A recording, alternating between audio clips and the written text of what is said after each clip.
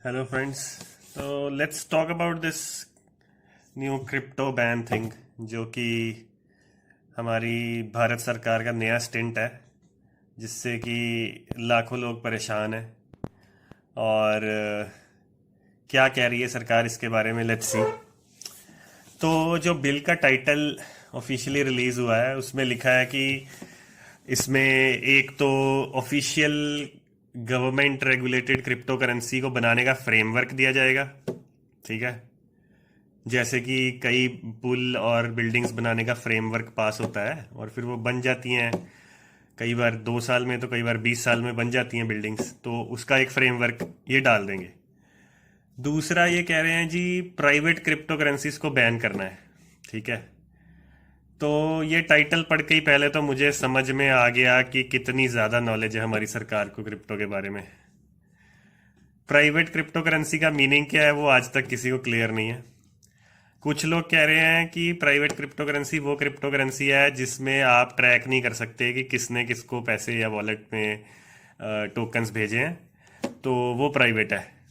तो इसका मतलब सिर्फ मोनेरो या उसके जैसी क्रिप्टोज ही हैं खतरे में। बिटकॉइन, इथीरियम, ये सब चलता रहेगा। कुछ का ये स्पेकुलेशन है कि कोई भी क्रिप्टो जो गवर्नमेंट ने नहीं बनाई, किसी प्राइवेट बॉडी ने बनाई है, that is a private crypto currency, और उस पर बैन होना चाहिए। तो उसमें तो सारी ही आ गई, 14,000 की 14,000 आई थिंक, बिटकॉइन से लेके डोजकॉइन तक। ठीक है। अब आई मीन सबसे पहला पॉइंट तो ये है कि यार प्राइवेट क्रिप्टो करेंसी कैसे हो सकती है कोई। क्रिप्टो करेंसी का कॉन्सेप्ट ही ये है कि वो ब्लॉकचेन पे चलती है, उसका कोई ओनर नहीं है, उसको कोई कंट्रोल, एडिट, टेम्पर नहीं कर सकता। वो ब्लॉकचेन की तरह permissionless, trustless, immutable, temper proof है और डिस्ट्रीब्यूटेड है, ब्लॉकचेन पे है, वो ऑटो रन मोड पे है और दुनिया के सारे डिस्ट्रीब्यूटेड कंप्यूटर्स का नेटवर्क है जिस पे वो चल रही है। नो बडी ओन्स, नो बडी कंट्रोल्स। अब इसको प्राइवेट की डेफिनेशन में कैसे लाएं? ठीक है। अब या तो गवर्नमेंट की प्राइवेट की डेफिनेशन क्लियर नहीं है, या गवर्नमेंट को पता ही नहीं है कि क्रिप्टो करेंसी होती क्या है, मेरे ओपिनियन में तो। हाँ, लेकिन कई लोगों का कहना है कि गवर्नमेंट में बहुत स्मार्ट लोग हैं भाई, आईएएस, आईएफएस ऑफिसर्स हैं, और वो पता नहीं मैकिन्सी जैसी बड़ी बड़ी फर्म से अपनी वो करवाते हैं कंसल्टेशन। तो फिर भी ऐसा टाइटल रखा है। इतनी कंसल्टेशन, आई थिंक करोड़ों रुपए तो दिए होंगे किसको कंसल्टेशन के लिए, अब पता नहीं कितने दिए होंगे। फिर भी ऐसा टाइटल, इतना अनस्मार्ट टाइटल। कुछ फिनेंस डिपार्टमेंट के लोग बोल रहे हैं कि जब गवर्नमेंट की डिजिटल करेंसी आ जाएगी तो ये सब करेंसीज अपने आप फ्लॉप हो जाएंगी। अब मैं कोई टिप्पणी नहीं करूंगा, ये कितनी इंटेलिजेंट स्टेटमेंट है इस पे। ठीक है। चलो, टाइटल को अब साइड पे रखते हैं। सेकंड बात करते हैं, क्या क्रिप्टो करेंसी सिर्फ एक डिजिटल करेंसी है?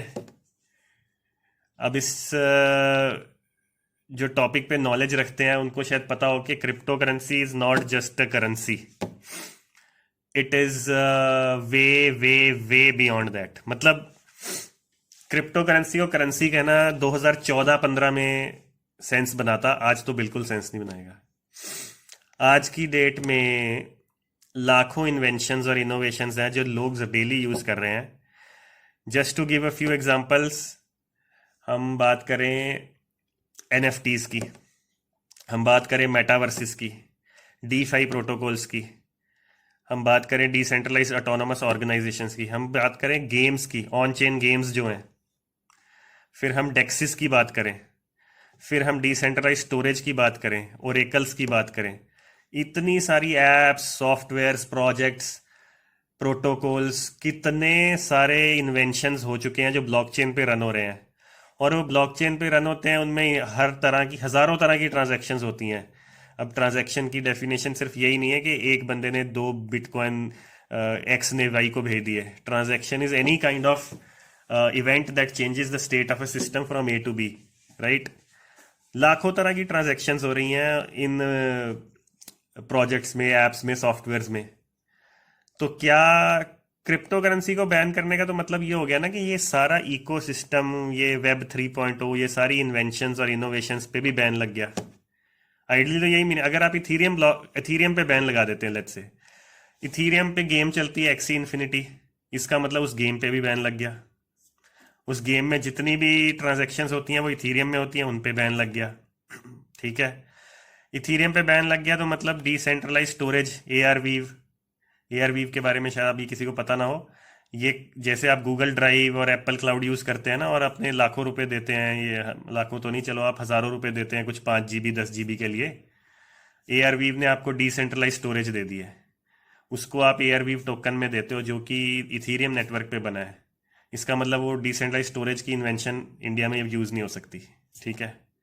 बेसिकली गवर्नमेंट को आई डोंट नो पता भी है कि वेब 3.0 होता क्या है, और वेब 3.0 और ये सारी ब्लॉकचेन के प्रोजेक्ट्स और इन्वेंशंस हैं क्या, और ये बिना इथीरियम, एवलांच और सोलाना जैसी ब्लॉकचेन्स के चल ही नहीं सकते, ये पता है कि नहीं, I don't know. Bottom line being कि आज की डेट में क्रिप्टोस को बैन करना इज इक्वल टू वेब 3.0 को बैन करना, is equal to next generation of internet या फिर next generation of digital world को बैन करना। इसका मतलब इंडिया ये कहना चाह रहा है कि हम हालांकि नीचे लाइन लिखी हुई है, with a few exceptions that will allow the progress of technology. ठीक है।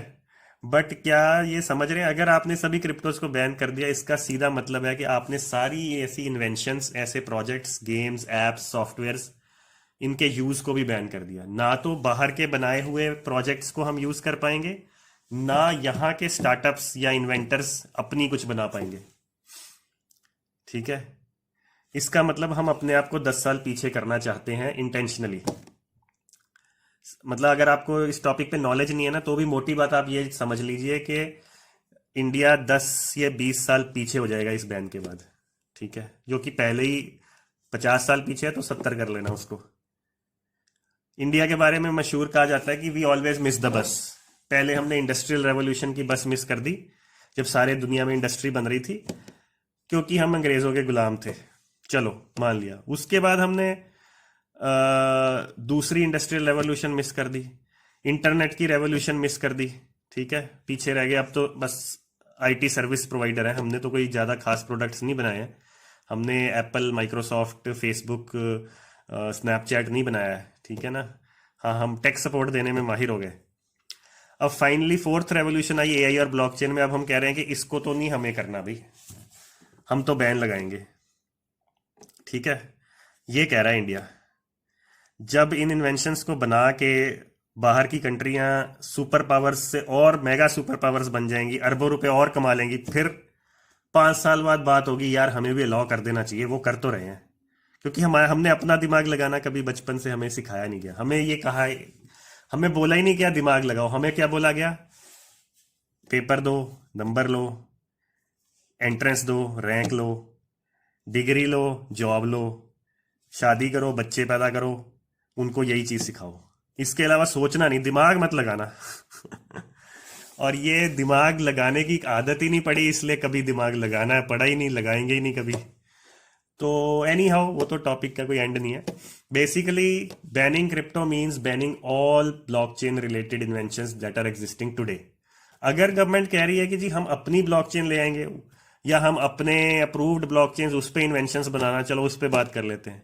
चाइना ने ब्लॉकचेन, ये सारी ब्लॉकचेन तो नहीं, ये बिटकॉइन और क्रिप्टोस पे बैन लगाया, जो कि चाइना का नुकसान हुआ। बट चाइना ने अगेन एंड अगेन प्रूव किया है उनमें दम है। उन्होंने गूगल बैन किया तो बाइडू बनाया, उन्होंने फेसबुक बैन किया तो चीची बनाया, उन्होंने उबर बैन की तो डीडी बनाई, जो कि इक्वली कॉम्पिटेंट और इक्वली मार्केट कैप में बड़े लेवल की कंपनीज बनी। ठीक है। क्या इंडिया ऐसे बना सकता है पैरेलल? फेसबुक बनाई भी होंगी, चली हैं। टिकटॉक पे बैन लगाया, टिकटॉक के बड़े इंडिया में ऑल्टरनेटिव्स आ गए। कौन कह सकता है कि वो ऑल्टरनेटिव टिकटॉक जैसी क्वालिटी के हैं? तो आपको लग रहा है कि इंडिया ऐसी इथीरियम के लेवल की, एवलांच के लेवल की ब्लॉकचेन बना के लॉन्च कर देगा और उस पर प्रोजेक्ट्स बनने लगेंगे? अगर ऐसा हो जाए फिर तो बहुत ही बढ़िया है, मैं तो बहुत ही खुश होऊंगा। बट मुझे विश्वास नहीं है ऑनेस्टली इस बात पे। तो हम ये कह रहे हैं कि हम क्रिप्टोज पे बैन लगाएंगे, हम ब्लॉकचेन पे बेस्ड जितने भी प्रोजेक्ट्स हैं उनका एक्सेस एक तरह से हमारे हिंदुस्तानियों से छीन लेंगे। ठीक है, मतलब ये नया जो एरा आ रहा है डिजिटल वर्ल्ड का, इंटरनेट का, हम उसमें पीछे छूटने के लिए बहुत ज़्यादा उत्सुक हैं। ठीक है, और जितनी भी इन्वेस्टमेंट्स अपॉर्चुनिटीज़ हैं, जो मतलब आज की डेट में इतनी महंगाई बढ़ गई है क्योंकि सेंट्रल बैंक ने इतने नोट छाप दिए हैं, कोई एसेट लेना पॉसिबल नहीं रहा है। मतलब आप एक घर लेने के लिए 30-30 साल का लोन ले रहे हो, कोई अच्छा इन्वेस्टमेंट नहीं मिलता। और एक अच्छा इन्वेस्टमेंट अपॉर्चुनिटी हमारे देशवासियों के लिए है, जिसमें गरीब आदमी भी 70-80% रिटर्न ले सकता है अगर लॉन्ग टर्म बैठा रहे अच्छे प्रोजेक्ट्स में। अब जो डोज कॉइन और शिट कॉइन्स में गैम्बलिंग करते हैं उनकी मैं बात नहीं करूंगा, बट अच्छे इन्वेस्टर जो समझते हैं इसका पोटेंशियल कि इथीरियम पे क्या क्या बन रहा है और 5 साल में ये कहाँ होगा, उनको इथीरियम में इन्वेस्ट करने के लिए 10 लाख रुपए, 10 करोड़ रुपए नहीं चाहिए, उनको बस 500 रुपये ही चाहिए। जो ऐसे इन्वेस्टर्स हैं उनकी सारी हम अपॉर्चुनिटीज छीन रहे हैं। तो मेरे तो ओपिनियन में ये बहुत ही डेट्रीमेंटल फैसला होगा अगर ऐसा फैसला हुआ। मतलब ये देश को पूरी तरह से बर्बाद करने वाला फैसला होगा। ठीक है, और बहुत ही इल थॉट ऑफ फैसला होगा। ठीक है, जो लोग कह रहे हैं ना money laundering, terrorism, I think उन्होंने बैंक ऑफ अमेरिका की रिपोर्ट नहीं पढ़ी। अमेरिका का second largest bank, JP Morgan largest bank है, बैंक ऑफ अमेरिका अमेरिका का सेकंड लार्जेस्ट बैंक है, वर्ल्ड के भी टॉप 10 में ही होगा। उसकी इतनी डिटेल्ड रिसर्च रिपोर्ट है। वो तो साइंटिस्ट बैठे हैं ना, वो ढंग से रिसर्च करते हैं, यहाँ की तरह तो होता नहीं कॉपी पेस्ट। उन्होंने इतनी डेप्थ में रिसर्च करके पब्लिकेशन की है, अभी सितंबर में अपनी रिपोर्ट जारी की है, जिसमें उन्होंने लिखा है ऑफिशियल रिपोर्ट में कि उनकी रिसर्च में पता चला है कि बिटकॉइन की लेस देन 1% ट्रांजेक्शन इलीगल काम में यूज हुई हैं। Less than 1%। इसको कंपेयर करना जरा कैश, गोल्ड या रुपी या डॉलर से, कितना परसेंट रुपया इलीगल कामों में यूज होता है, और 1% से कम बिटकॉइन इलीगल कामों में यूज हो रहा है वर्ल्ड में। ठीक है, और आप ये कह रहे हो कि भी हमें ये इलीगल ट्रांजैक्शंस रोकनी है, तो आप कैश और गोल्ड में ये रोक पा रहे हो? और सबसे बड़ी बात तो ये है कि आप ये कह रहे हो कि क्योंकि जैसे फॉर एग्जांपल अगर सोने की, क्योंकि टेररिस्ट सोने में ट्रांजैक्शन कर सकते हैं तो इंडिया में सोना बैन कर दो, ऐसा तो नहीं होगा ना कभी। सोने का तो चलो कोई यूटिलिटी नहीं है ना, कोई यूज नहीं है, इथीरियम की तो यूज ही बहुत ज़्यादा है।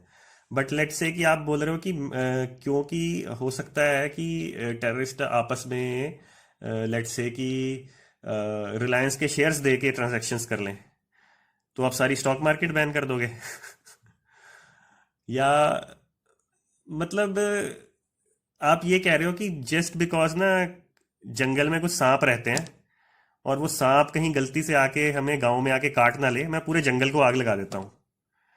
अब ना सांप बचेंगे, ना पेड़ बचेंगे, ना पक्षी बचेंगे, ना कोई और जानवर बचेंगे, ना उससे जो आप उससे कह लो कि लकड़ी लाके कोई घर बना सकते थे, ना वो लकड़ी बचेगी। मतलब हम पूरा इकोसिस्टम ही डिस्ट्रॉय कर देंगे जस्ट कि वो एक सांप गलत किसी को काट ना ले अब मैं बार बार इसलिए हंस रहा हूँ क्योंकि मेरे को हंसी ही आ रही है अभी इस ना बिल के सारी बातें सुन के। मतलब बेहुदा और बेवकूफाना डिसीजन होगा अगर ये ऐसा डिसीजन इंप्लीमेंट हो गया कि सारी क्रिप्टोस बैंड है। बर्बाद हो जाएगा देश इकोनॉमिकली, ये तो गारंटीड है, फिर तरक्की नहीं कर पाएगा। तो गाइस ये तो मेरे थॉट्स थे। लेट मी नो आपके क्या थॉट्स हैं इस बारे में, do let me know, because honestly speaking crypto और ब्लॉकचेन को बैन करना तो किसी गवर्नमेंट के हाथ में है नहीं, पॉसिबल नहीं है टेक्निकली, तो ये बैन तो नहीं होगा। बट हाँ, बहुत से हिंदुस्तानी इन अपॉर्चुनिटीज का पार्ट नहीं बन पाएंगे और कुछ ऐसी एग्जिस्टिंग प्रोजेक्ट्स में हिस्सा नहीं ले पाएंगे और अपने देश में ये प्रोजेक्ट्स बनेंगे नहीं, जिससे कि ये ब्लैक मार्केट में अंडर दी कवर चलता रहेगा, जिसको कोई ट्रैक नहीं कर पाएगा। ट्रैक तो नहीं कर पाएगा। चाइना में भी बैन लगा है, आपको लगता है कि चाइना के लोगों के वॉलेट्स में टोकन नहीं होंगे और ट्रांजैक्शंस नहीं हो रही होंगी? किसको ये तो पता करना पॉसिबल ही नहीं है अनलेस आप हर बंदे के पीछे सीबीआई छोड़ दो और जान लगा दो पता करने के लिए। तो देखते हैं क्या होता है, देखते हैं भारत सरकार कैसी बात बोलती है उस दिन, कितनी समझदारी वाली बात बोलती है। बट मेरे accordingly this is a very bad and very ill thought of decision. It is a very stupid decision if it is made. If you are going to ban all cryptos, you are going to ban a huge number of future possibilities for a lot of Indians. So I would suggest people should write letters or requests or any kind of message for our government let them know that we are not happy with this. So these were my thoughts on the proposed crypto ban. These are my personal thoughts. These are not thoughts of any organization or any body I'm linked with. These are my personal thoughts, and these are not targeted at any person or government, but this is basically an opinion that what could go wrong if such a ban is brought into place. So I hope you resonate with my thoughts, and you are always free to share your thoughts in the comments.